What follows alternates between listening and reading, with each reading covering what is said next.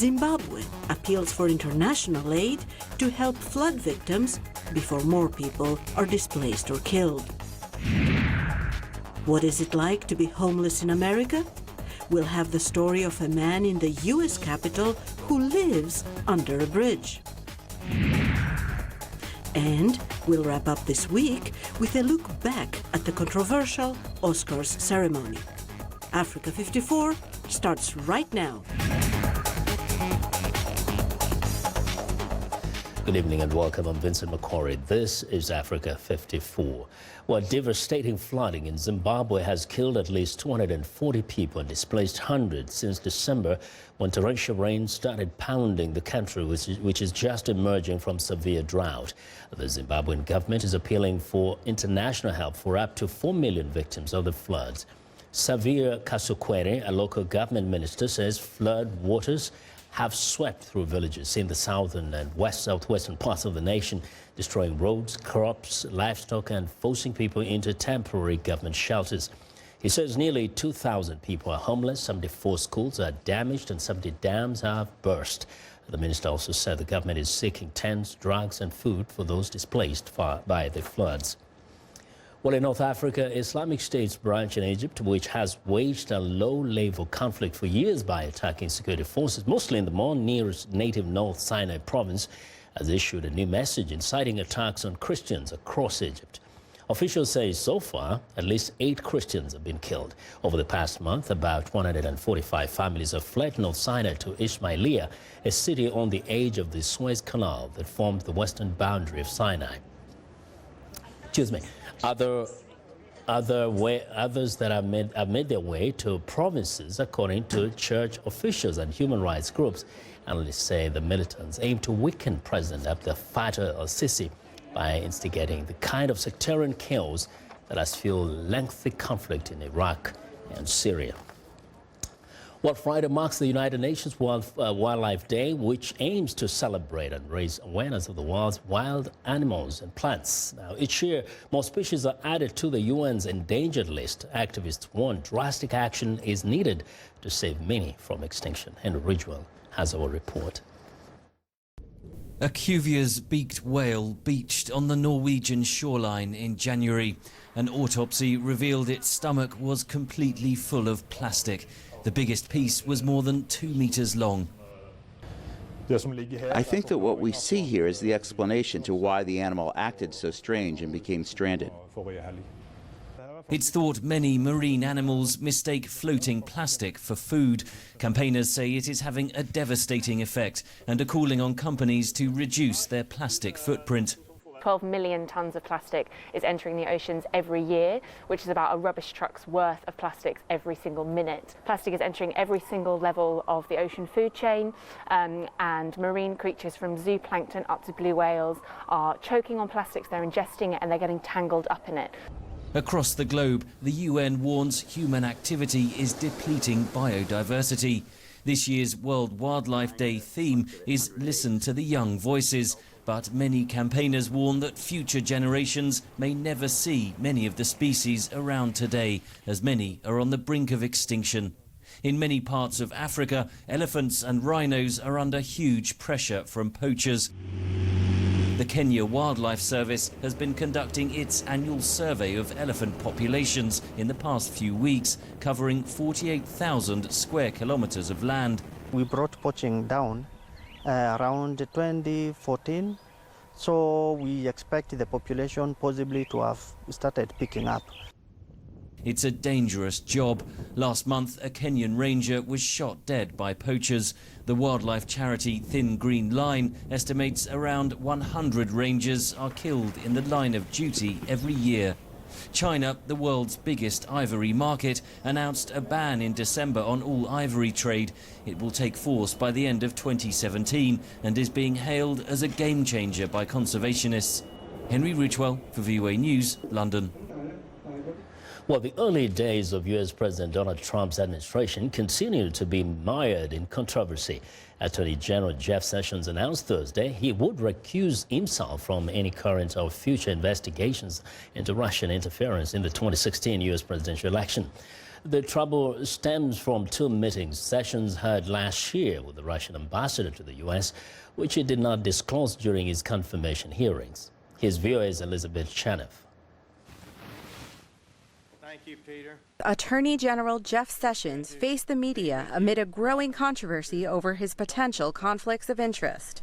I have now decided to recuse myself from any existing or future investigations of any matter relating in any way to the campaigns for President of the United States. The Attorney General is facing new scrutiny amid reports that he met with Sergei Kislyak, Russia's ambassador to the U.S., last year, but failed to disclose those meetings during his confirmation hearings back in January. Sessions, who was one of President Trump's earliest supporters, forcefully denied allegations that he made false statements while testifying before the Senate. Let me be clear. I never had meetings with Russian operatives or Russian intermediaries about the Trump campaign. And the idea that I was part of a, quote, continuing exchange of information during the campaign between Trump surrogates and intermediaries for the Russian government is totally false. Despite the controversy, Trump expressed his continued support for Sessions, a former senator from Alabama, on Thursday while touring a naval warship in Virginia. In a statement late Thursday, the president called his attorney general, quote, an honest man, unquote, who could have stated his response at the hearing more accurately. Republican lawmakers on Capitol Hill urged caution, citing ongoing developments. If they come up with facts that show any wrongdoing, certainly, but we don't have those facts. But top Democratic lawmakers are calling for the Attorney General to step down.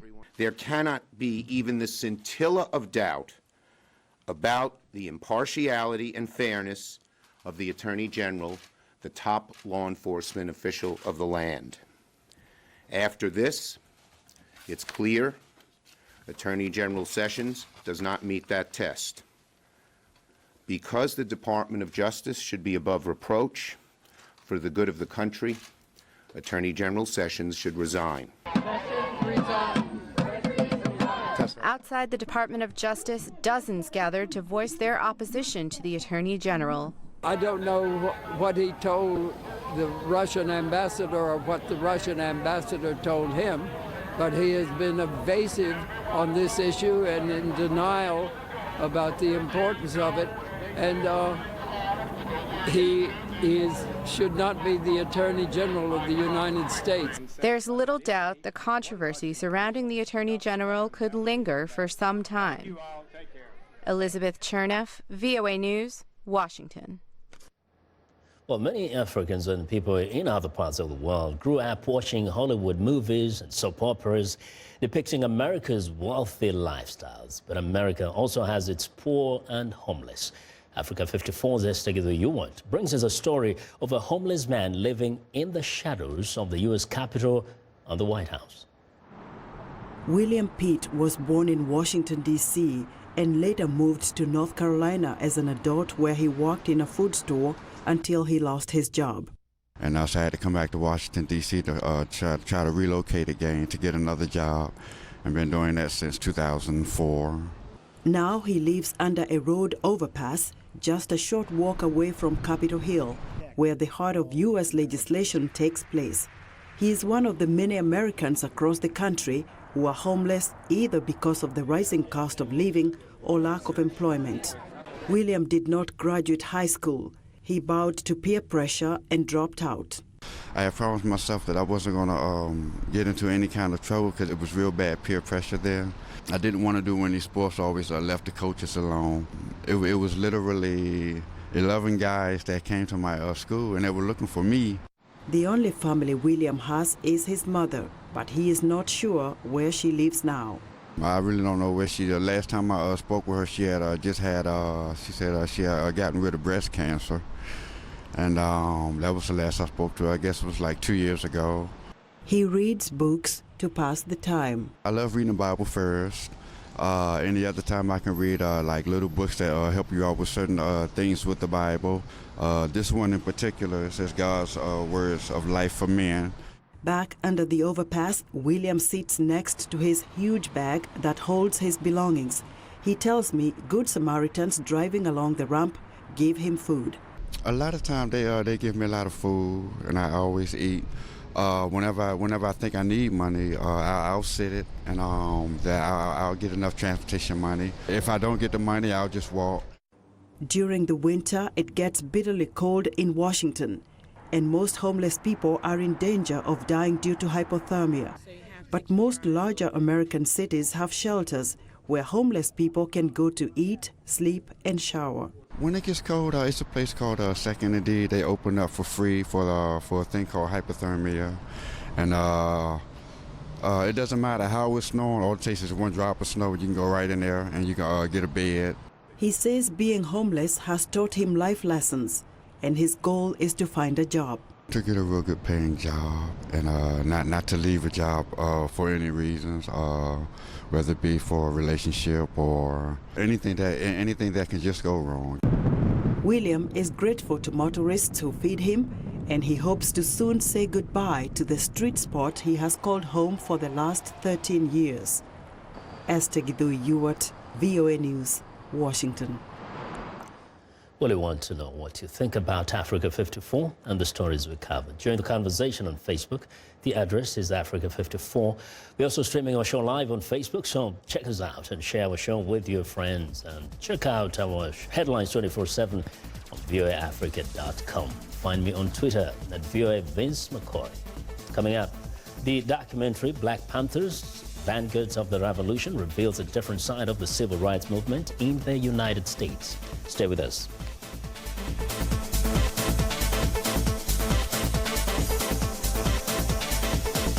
For science and technology, here's what's new. The whole idea is to get them to appreciate science, not necessarily to get them into astronomy. That's Susan Murabon, one of the founders of Traveling Telescope, a program giving thousands of school children a rare opportunity to see the stars.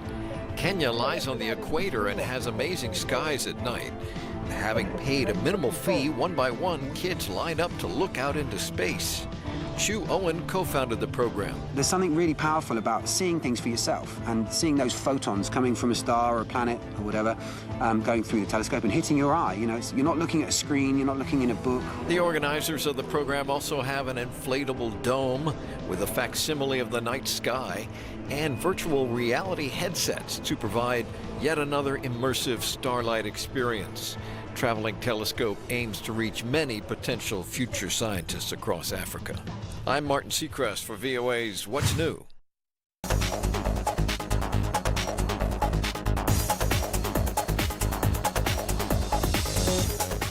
Well, in Friday's business report, U.S. stocks opened lower to close out another record-breaking news week, or rather week. Is Africa 54's business correspondent Jill Malandrino. She's reporting from the NASDAQ market site in New York. U.S. stocks opened a touch lower on Friday, although we are still on track for the 6th week up in the major averages. However, if the S&P 500 closes lower today, that would be the first back-to-back loss since the end of January. But let's put some things into context and see where we're coming from. Just this week, the Dow Jones Industrial Average closed above the 21,000 mark. It topped after surging over 300 points on Wednesday, which only took 24 trading sessions to get to 21,000 from 20,000. That's the second fastest 1,000-point move in the Dow. The S&P 500 and NASDAQ comp also closed at record highs on Wednesday. That was their 21st and 28th record close, respectively. This is all since the election of Donald Trump to the U.S. presidency. So as you can see today, a pullback is not an unhealthy thing, as investors are wisely taking some profits off the table. It could also offer investors more attractive entry points for those that missed out on some of the rally. Today, traders will wait to hear from Janet Yellen and other Federal Reserve officials looking for confirmation of a March interest rate hike. A rate hike now appears to be viewed by many investors as a vote of confidence in the economy, as opposed to the past, where it was seen as a potential market derailment. The futures market now prices in about a 77% chance of a March hike. Note that the all-important employment report comes out on Friday. This will be the last major piece of jobs data before the FOMC meeting on March 14th and 15th. From the NASDAQ market site in New York, I'm Jill Malandrino, and this is Africa 54 Business News. Now, from international tourism to federal employment prospects, Every new White House administration alters the fabric of life in Washington for local restaurateurs. Now, it's not different. As a red wave of new Republican staffers descends on the nation's capital, Washington's restaurants, from gastropubs to fine dining spots, are beginning to get a sense of the new clientele. Here's viewers Joy Wagner. Washington restaurateur Ashok Bajaj owns the Oval Room, a stone's throw from the White House. Members of the Obama administration regularly visited. So far, only President Trump's spokesman has stopped by. Bajaj hopes he'll see more from the new White House staff. It takes a little bit while for the new administration to find the restaurants.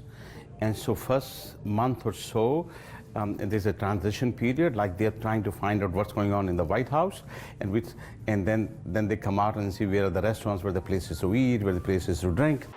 Young, cocktail-swilling Democrats who flooded the city under the Obama administration have given way to Republicans who, laboring under the weight of a first-term administration, don't have a lot of free time. They hit the bars for a quick drink, beer or vodka, according to the local bartenders. Think of the first few months of a new administration as a kind of protracted first date. You can tell who the new folks often are when they come in. A lot of our staff know us by our first name, and we know what they drink and what kind of music they want to listen to, and we like to hang out with them as well. And so for the new folks, it's often just kind of almost like a first date in a sense, where it's like, oh, hi, nice to meet you. At Capitol Lounge, many people said they were in D.C. for political business, either for a couple of days or long term.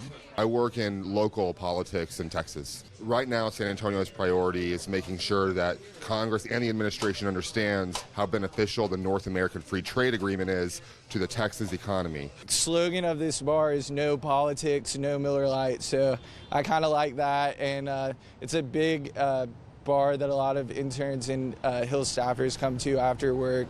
And while the so-called red wave, Washington newcomers get familiar with their new surroundings, owners of restaurants and bars hope the learning curve is not too steep. For Anusha Vetisian, this is Joy Wagner, VOA News, Washington. Well, on today, we have our final installment featuring some of the highlights of the historical documentary, Black Panthers, Vanguards of the Revolution. Is VOA's Caroline Turner. The Black Panthers' efforts to end racism assured them news headlines. The internal rift over social programs versus revolutionary protests kept them under surveillance by the FBI and attracted more radical protesters. Those people who were on the other side of this issue politically did not see the Black Panther Party as a vehicle for social service. We saw it as a vehicle for political transformation, radical change, for revolution. There were many other white groups on the political left that claimed solidarity with the Black Panthers and supported their cause. You see Asians and Latinos supporting the Panthers. You see there's a sign that says Women's Liberation. For much of the time that the Panthers existed, they were supported by a number of other groups that were working, to change America. So the Panthers were not, for a lot of their history, this kind of isolated group. We used to call the Panther Party the vanguard of the movement because they were out in the forefront. They were kind of setting the pathway. The things that we would face some repression for, they would face it 10 times as great. They were sacrificing oftentimes their lives in the struggle. And these people in this class have divided themselves. They say, I'm black and I hate white people. I'm white and I hate black people. I'm Latin American and I hate hillbillies. I'm hillbilly and I hate Indians. So we fight amongst each other. Fred Hampton here in Chicago was the main voice for racial unity. Black Panther Party stood up and said that we don't care what anybody says.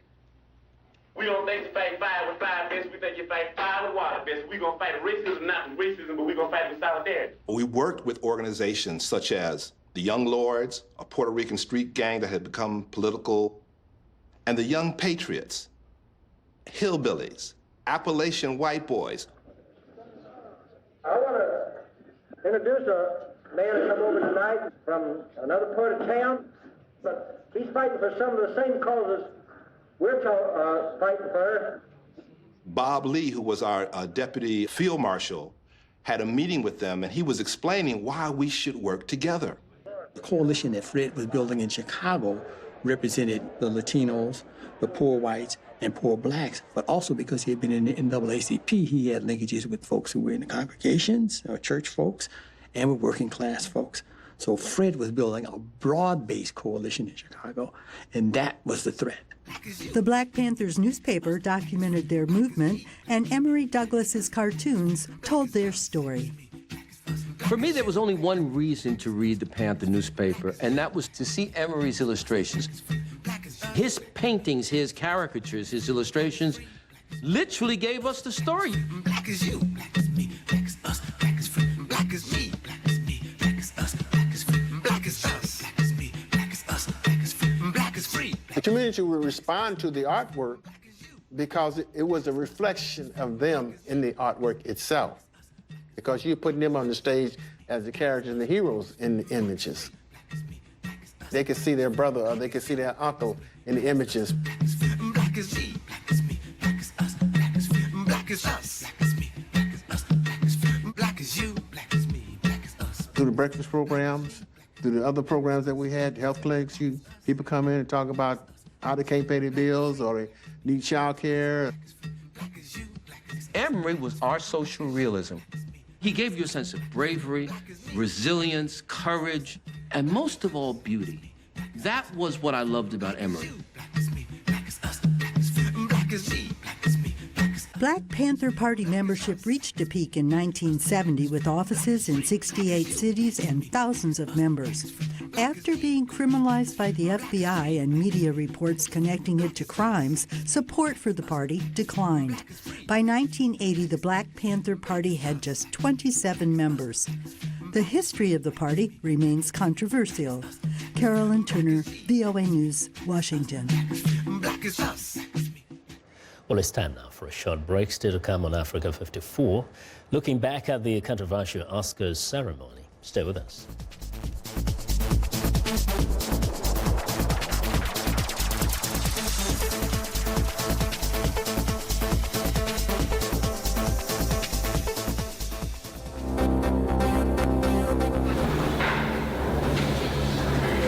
Il y a de plus en plus de consommateurs de drogue en Afrique en général.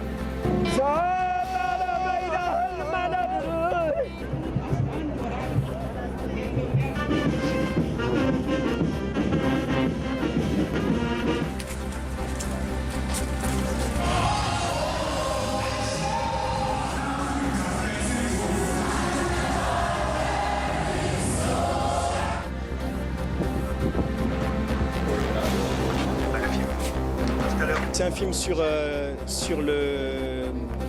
l'univers de la cocaïne et sur les effets politiques de ce trafic.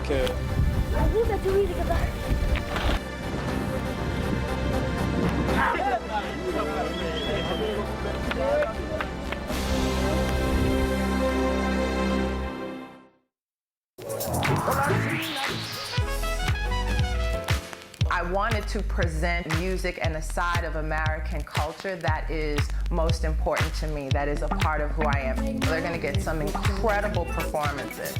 That's one of the things I love, bringing these artists in so you can get to see them do what they do. It's soul music, and that's what music is. It's that which comes from the soul.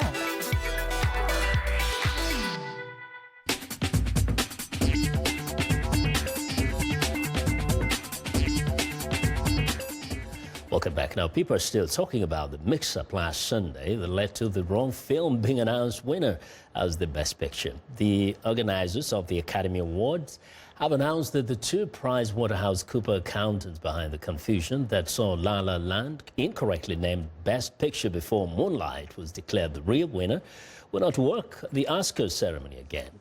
For more on the Oscars aftermath, I'm joined by VOA's Anastasia Tudieche, who has returned from Los Angeles, where she covered the Oscars. Welcome back. Hi. And I pronounced your name right. You did. So was it so difficult for you to come back over here? It was so much fun over there, right? It was very interesting to be there, but I'm very happy to be back.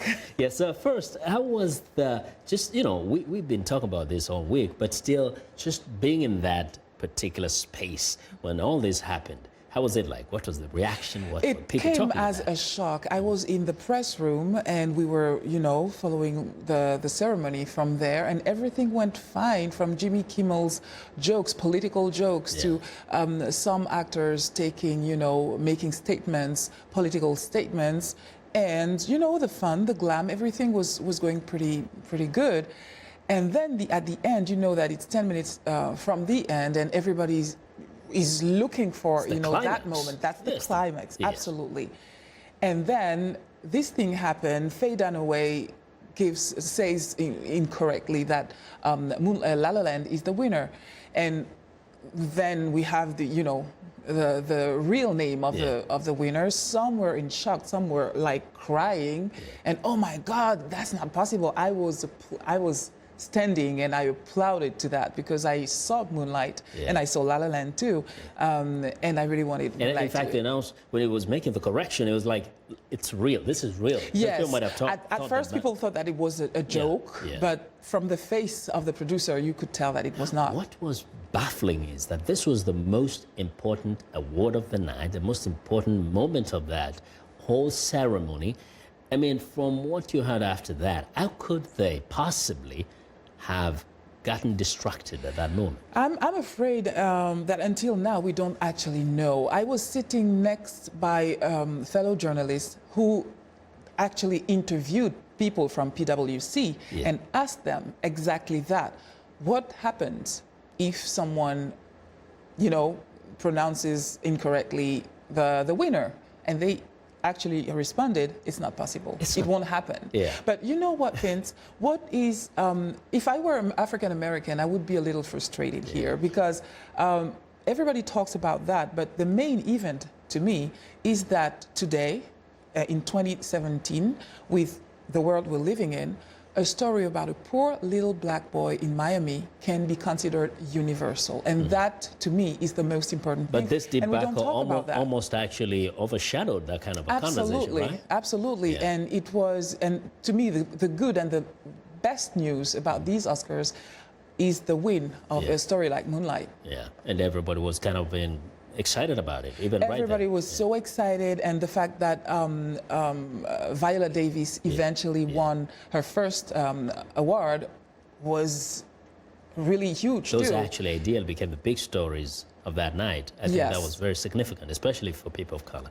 Hey, thank you very much. Thank you for having me. For coming to Studio Live. That's viewers Anastasia Tudeshe. And that's our show for today. Now, be sure to watch Africa 54 on our website at voaafrica.com. For more news, tune in to VOA's evening radio show, Africa News Tonight, at 1800 UTC. And in the mornings today, break Africa between 0300 and 0600 UTC, Monday through Friday. Thanks a lot for watching. From all of us in Washington, have a good night.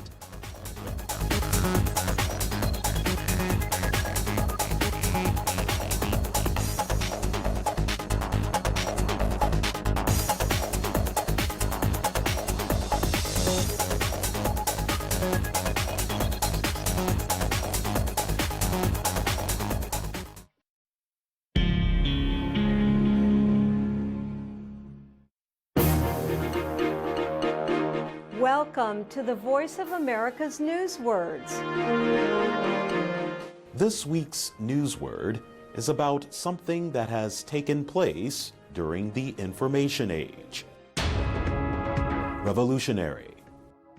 Apple has been inventing digital products for 40 years. Handheld devices were a huge success, but buttons were still hard to use. So Apple's designers came up with a revolutionary touch technology, first introduced in iPod Touch.